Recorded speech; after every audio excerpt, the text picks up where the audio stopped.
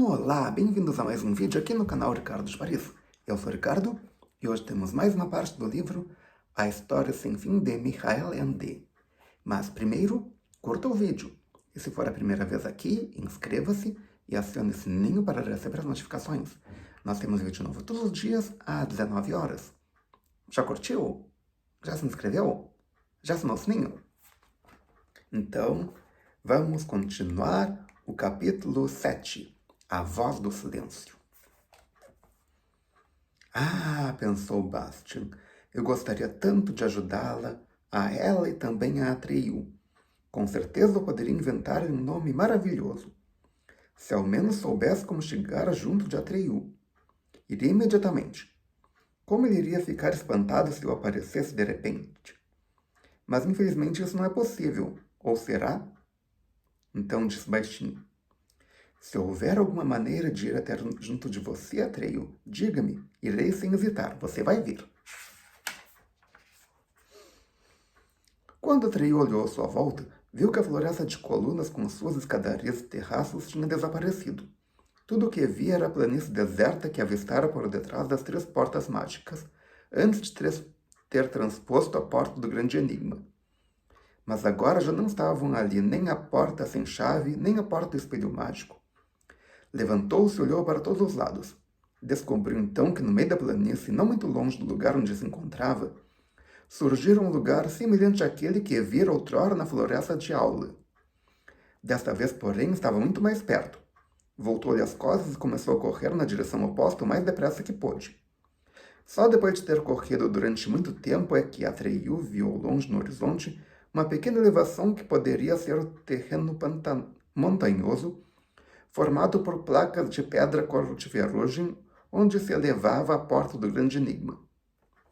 Para lá se dirigiu, mas teve de caminhar durante muito tempo antes de chegar suficientemente perto para distinguir os detalhes. E então teve muitas dúvidas. A paisagem era semelhante à das montanhas de placas de rocha, mas não conseguiu descobrir porta alguma. E as placas de pedra não eram vermelhas, mas cinzentas descoloridas. Só depois de ter andado durante muito tempo, viu que entre os rochedos havia um espaço vazio que parecia a parte inferior de uma porta, mas sem o arco lá em cima. O que teria acontecido? Só descobriu a resposta a esta pergunta quando chegou bem perto. O gigantesco arco de pedra desmoronara-se e as esfinges tinham desaparecido. Atreyu procurou um caminho entre os blocos de pedra. Depois subiu em uma pirâmide de rochedos, procurando o lugar onde deviam estar os 2 colonos e o dragão da sorte.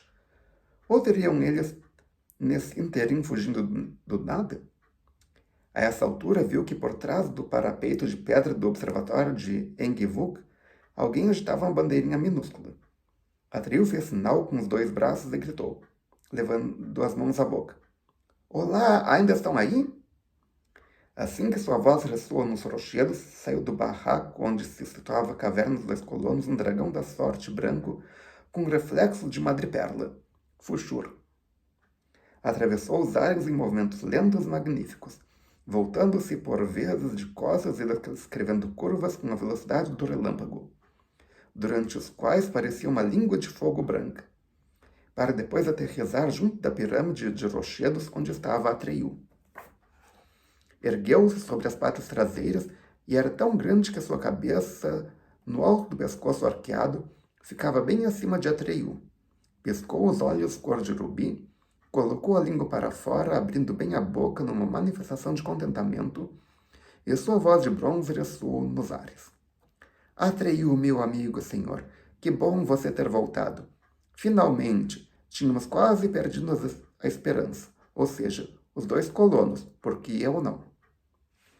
Também estou contente por tornar a vê-lo, respondeu Atreyu. Mas o que aconteceu essa noite? Essa noite? Exclamou Fuxur. Você pensa que foi só uma noite? Vai ficar espantado. Suba em minhas costas que eu levo você. Atreyu voltou para o dorso do poderoso animal. Era a primeira vez que cavalgava um dragão da sorte. E apesar de já ter montado cavalos selvagens e não ser nada medroso, nos primeiros momentos daquela breve cavalgada, através dos ares, quase deixou de ver e de ouvir. Agarrou-se com força à crina flutuante de Fuxur, até que o dragão riu sonoramente e gritou. Vai ter de se habituar, Atreyu. Pelo menos parece que você está completamente curado, gritou Atreyu em resposta, abrindo a mão para não ficar sem ar. Abrindo a boca para não ficar sem ar. Quase, respondeu o dragão, mas não completamente ainda.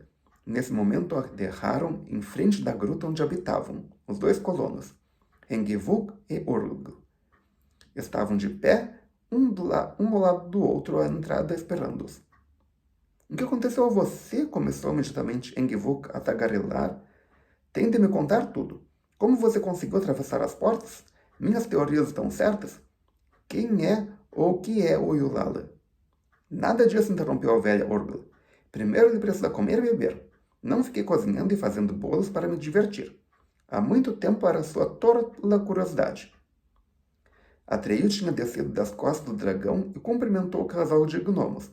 Depois dirigiram-se os três para a mesinha, que estava novamente coberta com toda espécie de coisas boas e onde havia também um bulizinho de chá e ervas. O relógio da torre bateu 5 horas.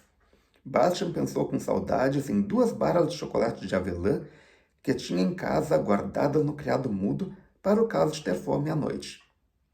Se tivesse adivinhado que nunca mais voltaria para casa, podia tê-las trazido consigo como última reserva, mas não havia nada a fazer. O melhor era não pensar nisso. Fuxur deitou-se no chão da fenda entre os rochedos para que sua grande cabeça ficasse perto de Atreyu e para que pudesse ouvir tudo o que ele dizia. Imaginem, exclamou ele, que o meu amigo e senhor está convencido de que só esteve fora durante uma noite. E não foi isso? Perguntou Atreyu. Foram 7 dias e 7 noites, disse Fuxur. Veja só, minhas feridas estão quase cicatrizadas. Só então Atreyu reparou que sua própria ferida também tinha cicatrizado. O curativo de ervas caíra. Admirou-se. Como é possível? Passei pelas 3 portas mágicas, falei com o Yulala e adormeci. Mas não posso ter dormido durante esse tempo todo. O espaço e o tempo, disse Engivook, eram talvez diferentes no lugar onde você esteve. Mas mesmo assim, nunca ninguém esteve tanto tempo junto ao oráculo. O que aconteceu? Fale logo. Antes disso, gostaria de saber o que aconteceu aqui, respondeu Atreyu. É o que você está vendo, disse Engivook. As cores estão desaparecendo.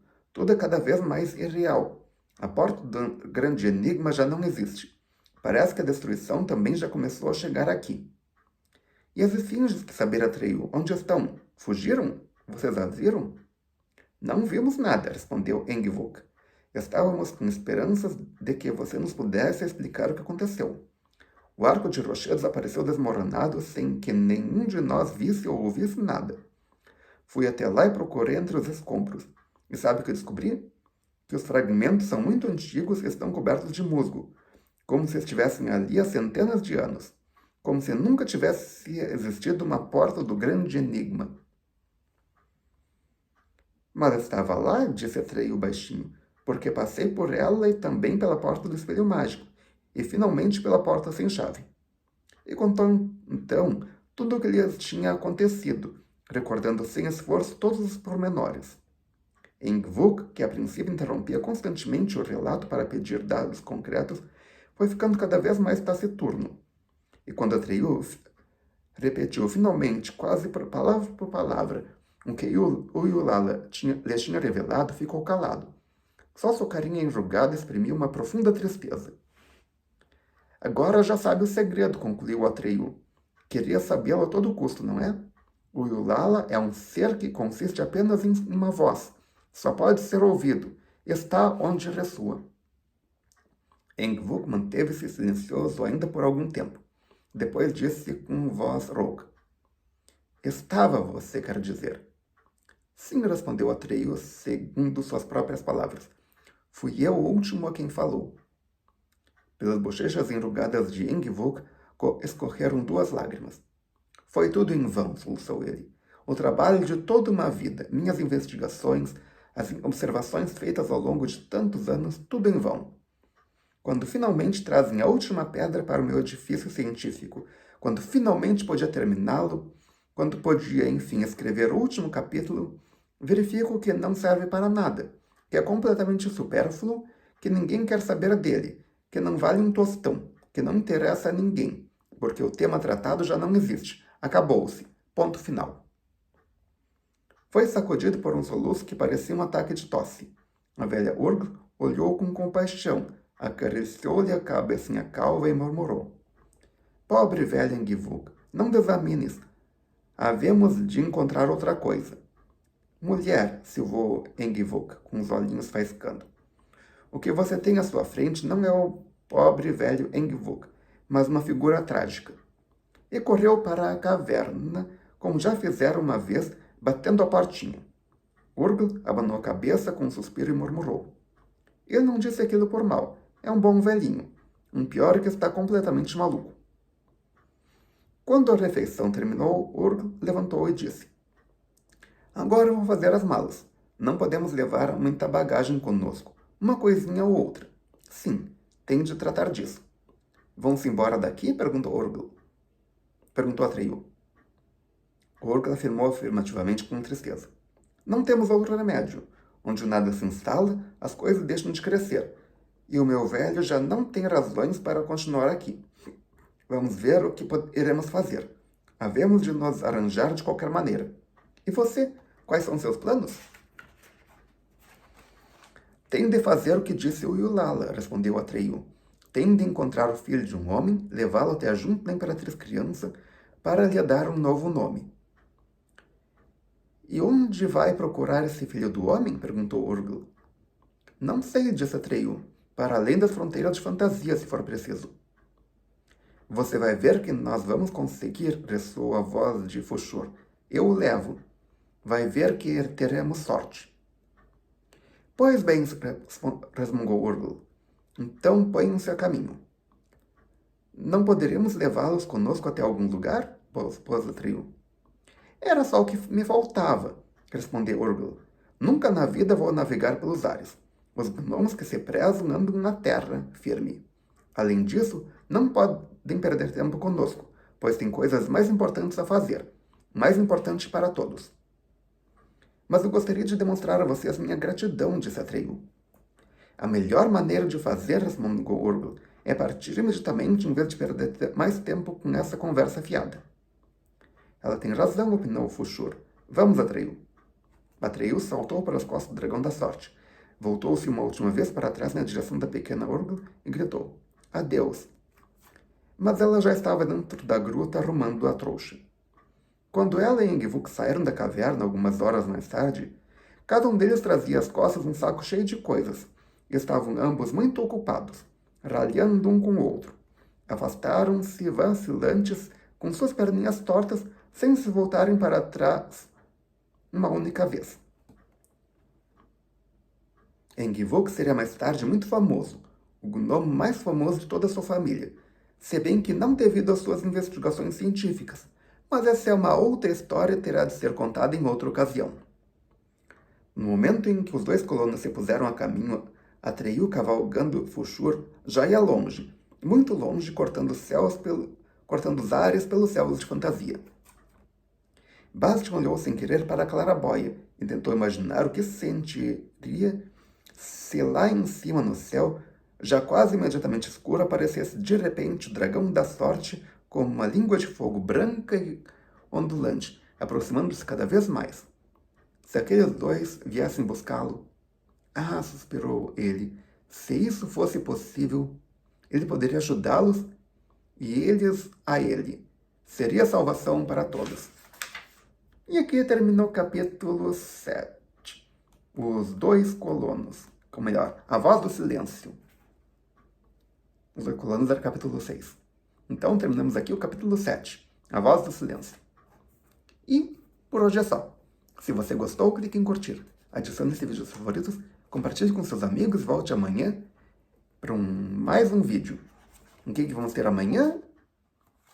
Um outro capítulo. Um capítulo 8. Ok? Obrigado pela presença. Obrigado pela audiência. Até amanhã com o capítulo 8. E coloque nos comentários lá aqui embaixo o que você acha que vai ter no capítulo 8, ok? Tchau!